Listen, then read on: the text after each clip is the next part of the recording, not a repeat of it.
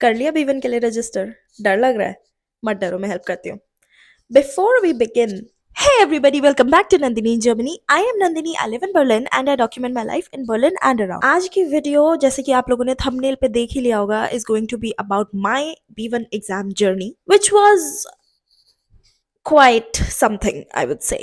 A little back introduction, a little backstory before we start with the actual meat. जब मैं Germany में आई थी, हर student की तरह मैंने भी पार्ट टाइम जॉब की थी।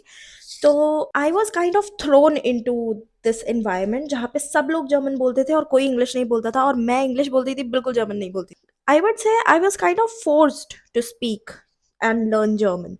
तो मेरा बैकग्राउंड ये था कि जनवरी 2025 में मैंने फाइनली डिसाइड किया कि मैं थोड़ी सी क्लासेस ले लेती हूँ। उससे पहले I was only and only studying bye my self.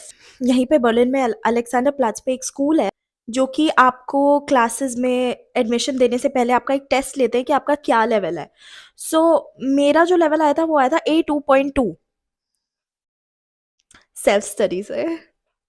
But हाँ, काफ़ी टाइम लग गया था वो उसको करने में, क्योंकि मैंने कोई भी स्ट्रक्चर्ड तरीके से पढ़ाई नहीं की थी। A2.2 का जो क्लास है वो मैंने ली थी जनवरी 2025 में, एंड अगस्त 2025 में मैंने B1 का एग्ज़ाम दिया था। But let me tell you, मैंने जो रिलीजियसली पढ़ाई करी थी B1 के एग्ज़ाम के लिए वॉज सिर्फ 15 दिन। This video is going to be about how to jump from A2 to B1 within 15 days, but you have to study really religiously. Okay, let's begin. एक चीज़ मैं बताना भूल गई कि मैंने जो B1 का एग्ज़ाम दिया था वो था ग्योथे का एग्ज़ाम, है ना? ग्योथे इंस्टीट्यूट का मैंने एग्ज़ाम दिया था। सो मैं उसी के अकॉर्डिंग सब कुछ बताऊंगी। ओके, सो सबसे पहले मैं बताऊंगी कि मेरे स्टडी रिसोर्सेज क्या क्या थे, मैंने कहाँ कहाँ से क्या क्या पढ़ाई करी थी। सो सबसे पहले मैंने जो सबसे पहला और सबसे वैल्यूएबल जो चीज़, gold I would say, that is sample papers. तो अगर आप एग्जाम दे रहे हो and you don't know what to expect, है ना, क्या चीज़ आएगी क्या चीज़ नहीं आएगी, वेबसाइट पे जाओगे थे कि सैम्पल पेपर्स उठा लो, आंख बंद करके सॉल्व करने में बैठ जाओ। ठीक है, टाइमर लगाना है नहीं लगाना है वो आपकी मर्जी है, टोटली और अप टू यू। बट उससे ना एटलीस्ट आपको एक पता चल जाता है कि आपको क्या चीज़ वहाँ पे मिलने वाली है और क्या आपका फॉर्मेट रहेगा एग्जाम का। अच्छा, जो मेरा जो एग्जाम था उसमें मैंने एक ही दिन में चारों मॉड्यूल सेलेक्ट कर ली, स्पीकिंग, लिसनिंग, राइटिंग, रीडिंग, है ना? तो ये चारों मैंने एक ही दिन में सेलेक्ट कर लिए थे। आप चाहो तो आप अलग अलग भी कर सकते हो, but I just wanted to get it over with. तो हाँ, पहला जो गोल्ड चीज है, गोल्ड जो रिसोर्स है, that would B sample papers. आप किसी भी लेवल का पेपर दे रहे हो, आपको सैम्पल पेपर जरूर उठाने चाहिए। दूसरा वुड बी पॉडकास्ट, जो कि मैंने सबसे कम यूज किया, but I would still recommend. अगर आप लोग ऐसे इन्वायरमेंट में नहीं हो जहाँ तो बिल्कुल आपके चारों तरफ जर्मन बोली जाती है, आई वुड रिकमेंड आप पॉडकास्ट सुनो। मेरे अराउंड बहुत लोग थे ऐसे जो जर्मन ही बोलते थे। मेरी पार्ट टाइम जॉब पे सब लोग जर्मन बोलते थे, तो I was pretty much surrounded by Germans and German language. अगर आप नहीं हो उस कैटेगरी में, अगर आप नहीं आते हो, तो आई वुड रिकमेंड आप पॉडकास्ट सुनो। ठीक है, उससे लिसनिंग की प्रैक्टिस होती है, आपको पता चलता है कि लोग एक्चुअली में क्या बात कर रहे हैं, है ना, किस चीज को किस तरह से बोला जा रहा है। थर्ड, गूगल ट्रांसलेट का साथ छोड़ दो। एक दूसरा ऐप है लियो ऐप LEO, इसका मैं इधर कहीं पे आइकन डाल दूंगी। दैट इज आई वुड से रामबाण है ट्रांसलेशंस के लिए। ठीक है, अगर आपको किसी भी वर्ड का मीनिंग नहीं पता है, आप सीधा लियो ऐप में जाओ, वो वर्ड डालो, आपको मीनिंग समझ आ जाएगा। ऑब्वियसली स्पॉन्सर्ड नहीं है भाई, बट यस, दिस ऐप मैं हर किसी को रिकमेंड करती हूँ। ये ऐप बहुत हेल्पफुल है, आप खुद डाउनलोड करो और खुद पता चल जाएगा। चौथा, इस चैट जीपीटी या कोई भी AI टूल, क्लाउड हो गया, क्लाउड बोलते हैं, क्लाउड बोलते हैं, जो भी बोलते हैं, मतलब जो भी डीप जो भी AI टूल आप यूज़ करना चाहते हो वो यूज़ करो। मैंने चैटजीपीटी यूज़ किया था और क्लॉड यूज़ किया था। उसमें मैंने उन लोगों को क्या बोला कि आप लोग हो एग्जामिनर्स, ठीक है, या फिर आप लोग हो टीचर्स, जर्मन लैंग्वेज के टीचर्स, एंड मैं हूँ स्टूडेंट। तो आप लोगों को क्या करना है, मेरे को टास्क देना है। B1 जर्मन ग्योथे एग्जाम के अकॉर्डिंग आपको मेरे को देने हैं टास्क, और मैं उन टास्क को सॉल्व करूंगी, है ना। हो गया कुछ, समझ लो राइटिंग का हो गया या रीडिंग का हो गया, जो भी है। मैं मोस्टली राइटिंग और स्पीकिंग का करती थी चैट जीपीटी से और क्लाउड से। मैं वो एक चीज़ मैं बोलती थी कि फॉर एग्जाम्पल मेरे को एक आप प्रॉम्प्ट दो, आप मेरे को एक टाइटल दो, मैं उसके ऊपर बोलूँगी। बट मैं बोलने की जगह ना लिखती थी उसको, टाइप करती थी अब लैपटॉप पे और फिर उसको बोलती थी कि अब इसको करेक्ट करो, B1 लेवल के अकॉर्डिंग। पहली चीज़ हो गई कि आप मेरे को प्रॉम्प्ट दो, दूसरी चीज़ हो गई कि आप उस प्रॉम्प्ट को करेक्ट करो और तीसरी चीज़ मैं बोलती थी कि अगर इफ़ यू वर मी तो आप इसको B1 लेवल के अकॉर्डिंग कैसे लिखते? इसने मेरे को क्या दिया, इसने मुझे कॉन्फिडेंस दिया। इसने मेरे को बताया कि आप किस चीज़ को और किस तरह से बोल सकते हो B1 लेवल के ही अकॉर्डिंग, ठीक है? बहुत helpful. 5th books and courses. तो मैंने क्या किया था, एक तो जो मैंने बताया जनवरी 2025 में मैं A2.2 की क्लासेस में गई थी। तो वहाँ पे जो उन लोगों ने बुक मेरे को मोमेंटो की बुक थी, वो मैंने A2.2 तो मैंने वहीं से किया था। अब B1 के लिए मैं क्या करती थी, B1 के लिए I had this book and मैं इस बुक से पढ़ाई करती थी। बाकी एक यूडेमी पे मैंने एक B1 का एक कोर्स डाउनलोड किया हुआ था, बहुत ह्यूज नहीं है, मतलब उसका बहुत वास्ट कंटेंट नहीं है, एलैबोरेटेड कंटेंट नहीं है उसका, बट स्टिल उसने मेरे को कुछ तो हेल्प की थी। मेरे को शायद से वो कोर्स 10-12 यूरो का पड़ा था and somehow somewhere it helped. 6th video learning. मैं जाती थी यूट्यूब पे एंड आई एम श्योर कि अगर आप B1 का एग्ज़ाम दे रहे हो तो आपको डेफिनेटली ईज़ी जर्मन के बारे में पता ही होगा। तो ईज़ी जर्मन भी बहुत हेल्पफुल है, आई वुड से। बाकी एक आई थिंक आपको निकोज़ वेग के बारे में भी पता होगा, नहीं भी पता होगा तो अब पता चल गया। तो इन चीज़ों के थ्रू भी मैं मतलब आई यूज्ड टू कंज्यूम। तो ये जो कंटेंट होता था इजी जर्मन का या निकोज़ वे का या नेटफ्लिक्स वगैरह पे और भी बहुत सारी सीरीज अवेलेबल हैं जो कि आप मतलब आप उसको कंज्यूम करो ना तो आपको काफ़ी चीज़ें समझ आती हैं, काफ़ी चीज़ें आप ग्रास्प करते हो। ये तो हो गई बात रिसोर्सेज की। अब हम बात करते हैं टिप्स एंड ट्रिक्स। तो पहली टिप जो मैं आपको दूंगी that would be speak as much as possible. जितना हो रहा है, जो हो रहा है, गलती हो रही है, नहीं समझ आ रहा है कैसे बोलना चाहिए, बोलो। आंखें मुंह फाड़ के बोलो, आंखें बंद करके बोलो। बिल्कुल मत सोचो बोलने से पहले। आई मीन ये मत सोचो कि सही बोल रहे हैं या नहीं बोल रहे हैं, बट बोलो सच में। जितना ज्यादा बोलोगे ना उतना ज्यादा आप धीरे धीरे करके इम्प्रूव करोगे। अगर आप मुंह ही नहीं खोलोगे तो आप सच में वहीं रह जाओगे जहां आप हो। तो speak as much as possible. दूसरा, लिसन। बहुत एक्टिवली सुनना है। अगर कोई आप किसी जर्मन के आसपास बैठे हो कि मतलब जर्मन लोग हैं आपके आसपास, वो कुछ बात कर रहे हैं, अच्छे मैनर्स नहीं होते हैं बट आई वुड से सुनो उनकी बात, ठीक है? वो क्या बात कर रहे हैं, कि कैसे बोल रहे हैं, एक्सप्रेशंस क्या है, समझ लो, ऑब्जर्व करो क्या बोल रहे हैं, कैसे बोल रहे हैं, किस तरह से बोल रहे हैं, किस चीज को कैसे उन्होंने कन्वे किया है।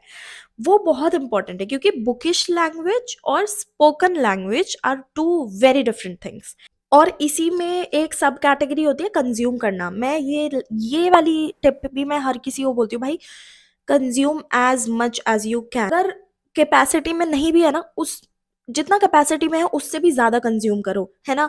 अपना अपना फेवरेट नेटफ्लिक्स सीरीज चलाओ, उसके सबटाइटल्स जर्मन में करो या फिर उसकी लैंग्वेज जर्मन में करो, सबटाइटल्स इंग्लिश में करो, जैसे आपको सही लगता है वैसे करो, बट कंज्यूम करो, ठीक है? रास्ते में कहीं जा रहे हो, कहीं कुछ लिखा दिख गया, उसको पढ़ो, समझो, कोई वर्ड नहीं समझ आ रहा है, वोकैबुलरी लियो, ऐप खोलो, consume consume consume. I can not emphasise enough on this, consume as much as you can. ऐसे ही बच्चे सीखते हैं। ये तीसरी थी, चौथी थी, तीसरी थी शायद। Fourth advice I would give कि चैट जीपीटी से जर्मन में बात करो। थोड़ा टाइम लगेगा उसको प्रॉम्प्ट्स इधर उधर आपको समझाने में, क्या क्या आप उससे एक्सपेक्ट कर रहे हो, है ना, एज एन आउटपुट। तो वो समझाने में सिखाने में बहुत टाइम लगेगा उसको, बट उसको करो, ट्रेन करो और उसके बाद उससे बोलो कि भाई मेरे से जर्मन में बात करो, फलाना टॉपिक पे हम बात करते हैं और B1 लेवल में मेरे को जज करना, तुम भी B1 लेवल की वोकैबुलरी मुझसे बात करना, ठीक है? किसी भी एआई मॉडल जो भी आपको सूट करता हो उससे बोलो कि जर्मन में मुझसे बात करे। अगर आपके पास कोई साथ में सीखने वाला बोलने वाला नहीं है तो, अगर बोलने वाला है तो भी चैट जीपीटी से करो, उससे भी करो।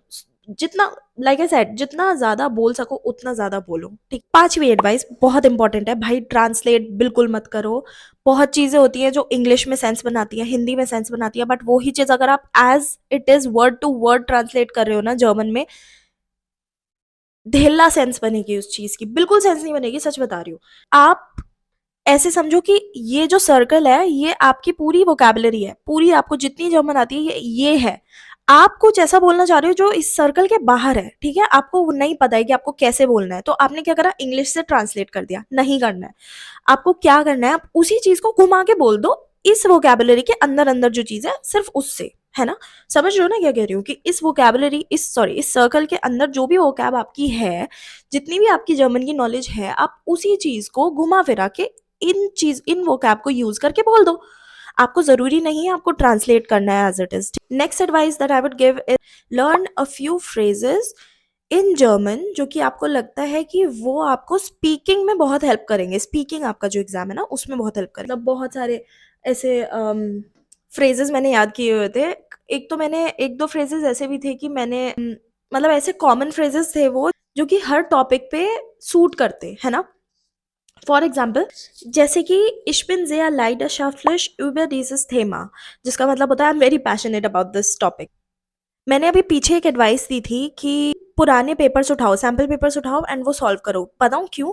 क्योंकि आई वुड से 60 से 65% जो मेरा एग्ज़ाम पेपर पुराना था, मतलब ऑलरेडी वो पूछा गया था पिछले प्रीवियस ईयर्स में, वो ही सेम इन्होंने चिपका दिया था इधर घुमा-फिरा के। तो मेरे को काफ़ी तो पता है, ऑडियो मैं सुन रही हूँ लिसनिंग के एग्ज़ाम में मेरे, मैं ऑडियो सुन रही हूँ, मुझे पता है इसका आंसर क्या है। एक छोटी-सी एडवाइस मैं दूँगी जो मैंने खुद ने नहीं फॉलो करी, बट मेरे को ऐसा लगता है कि शायद ये काफ़ी हेल्पफुल होगी उन लोगों के लिए जो लोग जिनके पास ज़्यादा टाइम है। भाई अगर आप लोग डायरी एंट्री करते हो या फिर अपना जर्नलिंग करते हो ना, तो आप एक डायरी अलग बना लो या फिर उसी डायरी में आप अपने दिन के बारे में ना जर्मन में लिखना स्टार्ट करो कि आपका दिन कैसा गया, आपने क्या-क्या किया, है ना? आप उसको जर्मन में लिखो ना, तो और आपकी बेटर प्रैक्टिस। तो चलो अब मैं आपको बताती हूँ मेरा एग्ज़ाम डे कैसा था। लाइक आई सेड मैंने चारों मॉड्यूल्स एक ही दिन में बुक किए थे एंड उसका सीक्वेंस ऐसे था, पहले स्पीकिंग, फिर लिसनिंग, फिर राइटिंग, फिर रीडिंग। और रीडिंग बहुत लंबा पार्ट होता है, मतलब इट्स लाइक आई थिंक सवा घंटे का पोर्शन, मतलब सवा घंटे का उसका वो होता है पूरा टाइम ड्यूरेशन, वो सबसे बड़ा पार्ट होता है एंड आई थिंक सबसे छोटा पार्ट वो स्पीकिंग। कुछ मैं एडवाइसेस आपको दूंगी एग्जाम डे एक्सपीरियंस जो मेरा गया उसके बेसिस पे। एक तो 15 मिनट पहले पहुंच जाओ भाई। लिखा होता है हर जगह, ठीक है, आपको पता है, बचपन से आदमी सुनता हुआ आया है कि भाई 15 मिनट पहले पहुंचो, 10, बट सच में पहुंचो। मेरे साथ क्या हुआ था, मैं पहुंची थी 15 मिनट पहले। वो चीज़ हेल्पफुल कैसे रही थी भाई, मैं वहां पहुंची, मैंने देखा मेरा एग्जाम है छठे फ्लोर पे। मैं कहा ठीक है अंदर चलते हैं, मस्त। मैंने देखा लिफ्ट खराब है। एग्जाम हॉल के अंदर आप सिर्फ आईडी, पेन और आपको जो लॉकर की कीज है, आप ये 3 चीज लेके जा सकते हो सिर्फ और सिर्फ। इसके अलावा आप कुछ नहीं, आप पानी तक नहीं लेके जा सकते हो। तो अगर आप पानी की बॉटल ला रहे हो, उसको एग्जाम में अंदर घुसने से पहले पियो भाई, क्योंकि आपको नहीं अंदर नहीं ले जाने देंगे आपको पानी की बॉटल। ग्योथे का इंस्टीट्यूट है, जो भी एग्जाम हॉल है, they will provide you with lockers. तो उसकी टेंशन मत लेना कि हमारा बैग का जाएगा, बुक्स का जाएंगी, है ना? जो मर्जी लेके जाना है जाओ, बट आपको लॉकर मिल जाएगा एंड उसकी कीज भी आपको मिल ही जाएंगी। एक चीज मैं इंपॉर्टेंट बता दूं, मेरे को मेरे दोस्तों ने भी पूछी थी ये बात, और कई लोगों के दिमाग में आता भी है ये सवाल कि भाई चेकिंग होती है या नहीं। बिल्कुल चेकिंग होती है भाई। एग्जाम हॉल के बाहर ही एक मॉडरेटर खड़ा होता है, वो आपकी आईडी से चेक करता है, फोटो सब कुछ मिला मिलू के, और कई बार वो आपसे क्रॉस क्वेश्चनिंग भी कर लेते हैं कि ओह आपका बर्थडे कब आता है, या आप पैदा कहाँ हुए थे। तो बी अवेयर ऑफ दैट, क्योंकि बहुत लोग यार ऐसे स्कैम्स कर चुके हैं। तो मतलब I don't want to dive deep into this topic, but आप समझ रहे हो कि मैं क्या कह रही हूँ। तो चेकिंग होती है, प्लीज मत करना ऐसा काम। एक मिस्टेक जो मैंने करी थी ना, मतलब सिली मिस्टेक थी, मैंने कुछ खाने के लिए कैरी नहीं किया था। तो अगर आपको कुछ भी मिल जाए, आप कुछ भी लेके जाना चाहते हो ऐसे प्रोटीन बार या फ्रूट्स, जो भी आप लेके जाना चाहते हो बिंदास लेके जाओ भाई। अगर आप मेरी तरह सेम डे चारों मॉड्यूल्स कर रहे हो या 2-3 जितने भी कर रहे हो, और आपको कुछ टाइम वहाँ रुकना है, तो भाई कुछ खाने के लिए होना चाहिए ना, क्योंकि नया एरिया होगा, आपको नहीं पता होगा आसपास शॉप्स कहाँ है। अगर दूर हुई शॉप्स क्या करोगे? तो it's better to be comfortable and अपना खाना खुद लेके जाओ। अब आते हैं सबसे सीरियस बात पे, section by section break down. तो मैंने, जैसे कि मैं 10 बार बता चुकी हूँ, मैंने चारों मॉड्यूल सेम डे पे बुक कर लिए थे। पहला था स्पीकिंग। तो स्पीकिंग में क्या होता है, आप हमेशा ना पेयर्स में अंदर जाते हो, आप कभी भी अकेले अंदर नहीं जाओगे, आपके साथ हमेशा कोई ना कोई होगा जिसके साथ आपको आगे जाके बताती हूँ क्या करना। पहला टास्क होता है, पहला ही टास्क था, आगे क्या जाके बता रही हूँ, अभी बता रही हूँ। पहला टास्क होता है स्पीकिंग में, you have to plan something together, है ना? आपका जो मतलब घुसते के साथ ही तो सबसे पहले वो लोग आपको ग्रीट करते हैं, आपसे थोड़ा सा एक ब्रीफ इंट्रोडक्शन लेते हैं, आपसे पूछा जाता है कि आप क्यों जर्मन का एग्जाम दे रहे हो, है ना? मैंने बोला था कि मुझे मेरी लाइफ जर्मनी में फिर बेहसान करनी है, मतलब हाँ। तो पहला टास्क होता है कि आपको साथ में आपके, मतलब जो आपका स्पीकिंग पार्टनर होता है, आपको उसके साथ में कुछ प्लान करना होता है। मेरे केस में मुझे एग्जाम का टॉपिक मिला था कि आपको बर्थडे पार्टी प्लान करनी है एंड फॉर अ कॉलीग। तो उसके ऊपर आपको प्रॉम्प्ट्स मिलते हैं कि आपको किस किस चीज़ के बारे में बोलना है। जैसे कि मेरा प्रॉम्प्ट था वेयर कहाँ हम पार्टी बनाएँगे, किसको इनवाइट करेंगे, कौन क्या गिफ्ट्स लेके आने वाला है ना? मैं टिप दूँगी एक, यार अपने ना खुद से भी प्रॉम्प्ट्स डालो, जैसे कि मैंने डाला था कि हम एक व्हाट्सएप ग्रुप भी बना सकते हैं, और क्या बताया था मैंने? कि हाँ, हम एक लोकल बेकरी को फ़ोन करके कुछ ऑर्डर भी कर सकते हैं, पहले से ही कुछ बेस्टेलन कर सकते हैं, मतलब पहले से ही कुछ ऑर्डर दे सकते हैं कि हमको उस दिन फलाना दिन ये सब चाहिए, समझ रहे हो ना? तो ऐसे ही फिर बिल्डअप होता रहता है उसी बात के अराउंड। जैसे कि मैंने ये बेकरी वाला टॉपिक छेड़ा था, तो मेरी पार्टनर ने बोला कि हम केक भी ऑर्डर कर सकते हैं, है ना? तो ऐसे करके इट्स अ नाइस इनपुट कि आप अपनी खुद से अपनी तरफ से भी कुछ टॉपिक्स इंट्रोड्यूस कर रहे हो। हाँ, सेकंड टास्क क्या होता है स्पीकिंग में, आपको अपने मतलब आपको एक टॉपिक दिया जाता है। मेरा टॉपिक था how much exercise is enough. तो इसमें आपको प्रॉम्प्ट्स मिलते हैं, जैसे general general, personal, your country, pros and cons and conclusion. ठीक है? तो जैसे कि मैंने बताया था भाई, स्टॉक सेंटेंसेस, कुछ ऐसे फ्रेजेस सेंटेंसेस याद कर लो स्टार्टिंग में ही। जैसे कि एक तो मेरा था ही कि ich bin sehr leidenschaftlich auf über dieses Thema। हाँ, बस एंड में you and your partner ask each other questions. I would recommend just don't ask just for the sake of it, सच में दिल से सवाल पूछो, है ना? मेरे मेरे साथ क्या हुआ था, मैंने अपनी पार्टनर से कुछ सवाल पूछा, उसको समझ नहीं आया, बट मैंने क्या किया, आई केप्ट माई पेशेंस, और मैं जब उसने आंसर खत्म किया उसके बाद I asked her the same question in a different form again. तो ये चीज उसने भी देखी भाई, एग्जामिनर ने भी देखी, उसको भी अच्छी लगी। एक मैं बोनस टिप दूंगी भाई, अपने एग्जामिनर को ना स्माइल या फिर हंसाने की कोशिश करना। कोई हेल्दी जोक क्रैक कर दिया या बीच में ही, है ना, थोड़ा मूड लाइटन अप हो जाता है, एग्जामिनर खुश हो जाता है। सेकेंड मॉड्यूल था मेरा लिसनिंग। तो लिसनिंग में आई वुड से थोड़ा फोकस से सुनना, क्योंकि बहुत सारी ऑडियोज है, वो पहले ही बता देते हैं कौन सी, बट बहुत सारी ऑडियोज ऐसी होती हैं जो सिर्फ एक ही बार सुनाई देती हैं, है ना? कई ऑडियोज 2 बार सुनाते हैं, कई ऑडियोज सिर्फ एक बार सुनाते हैं।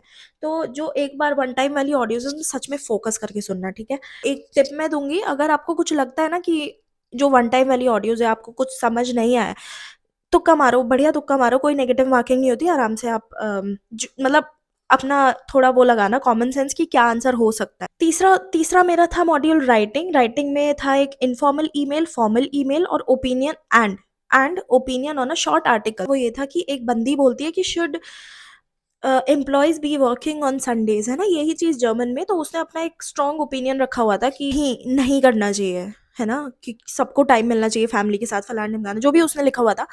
तो इस चीज पे मैंने क्या किया था, I don't just completely like agree, मैंने उस पे क्या किया था, आई पार्टली एग्रीड कि इस स्टिमर टाइलवाइज टू, और उसके आगे I give my strongest opinion eight the and कि भाई अगर किसी को नहीं काम करना है तो मत करो, वैसे भी संडे को एक्स्ट्रा पैसे मिलते हैं जो भी काम करता है उसको, तो अगर आपको नहीं करना है तो ये अपॉर्चुनिटी आप किसी और को दे दो। तो ऐसे करके मैंने अपना स्ट्रॉन्ग ओपिनियन एक रखा था। और हाँ, अपनी वोकैबुलरी यहाँ आप शो ऑफ कर सकते हो, कनेक्टर वर्ड्स ज़रूर यूज़ करना, जैसे कि außerdem, deshalb, trotzdem, है ना? सिंपल रखो बट काफ़ी खुला वैरायटी रखो वर्ड्स की, vocabs. Fourth was reading. Reading जैसे कि मैंने बताया 1.25 घंटे का सबसे लॉन्गेस्ट मॉड्यूल था। 5 से लेके 6 टास्क्स उसमें होते हैं, आसान भी होते हैं, बहुत आसान होते हैं और मुश्किल। तो मैंने क्या किया था, सबसे पहले सबसे आसान वाले खत्म कर दिए थे, फिर मैंने हार्ड वाले किए थे। तो एक चीज़ मैं आपको बताती हूँ, मेरा खुद का एक्सपीरियंस है, like I said before as well, कि अगर आपको कोई चीज़ नहीं समझ आ रही है ना, जो आपका मॉडरेटर है वो जब अपन बोलते हैं तो आप उनसे ना पूछ सकते हो कि मुझे ये वर्ड का मतलब नहीं समझ आ रहा है, इसका मीनिंग, ये वर्ड का मतलब क्या है? तो वो ना उसी वर्ड को जर्मन में एक्सप्लेन कर देंगे, which is going to help you at the end. तो हाँ, मैंने ऐसे 2-3 वर्ड्स के मीनिंग पूछे थे और बढ़िया, मेरे सही हो गए फिर आंसर्स वो। तो हाँ, एक एक कॉमन डाउट होता है कि भाई वोकैबुलरी के क्वेश्चंस आते हैं क्या, या फिर ग्रामर के क्वेश्चंस आते हैं? नहीं आते, सीधा ऐसे कॉम्प्रिहेंशन आता है, ऐसे डायरेक्ट वोकैब और ग्रामर के क्वेश्चंस नहीं आते हैं। एक चीज़ और बताऊंगी भाई, जल्दी निकलने की कोशिश मत करना एग्जाम हॉल से, है ना? तुमने बहुत पैसे दिए हैं इस एग्जाम के लिए, बहुत मेहनत करी है, जितना टाइम आप, मैंने 20 मिनट पहले खत्म कर दिया था, बट मैंने उसको 3 से 4 बार रिवाइज करा और हर बार मेरी कोई मिस्टेक मैंने पकड़ी है। तो एग्जाम हॉल अर्ली मत जाना बाहर, है ना? करना रिवाइज, जब तक टाइम ओवर नहीं हो रहा है वहीं रहो, अपना रिवाइज करो, बढ़िया हो जाएगा काम। तो भाई बस यही थी मेरी पूरी एग्जाम की journey, my personal experience, my tips and tricks, my resources, everything. अगर आपको ये हेल्पफुल लगी तो tell everyone about it, make me popular, make people subscribe to my channel and yes, all the very best for your exam. Exam से पहले बिल्कुल tension मत लेना, लंबी सांस लेना, बढ़िया से हो जाएगा। It's just a language, it's not rocket science, कर लोगे आराम से, ठीक है। इस वीडियो को यहीं खत्म करते हैं, बहुत लंबी वीडियो हो गई है वैसे भी। अब हम मिलेंगे नेक्स्ट वीडियो में, तब तक के लिए गुड बाय।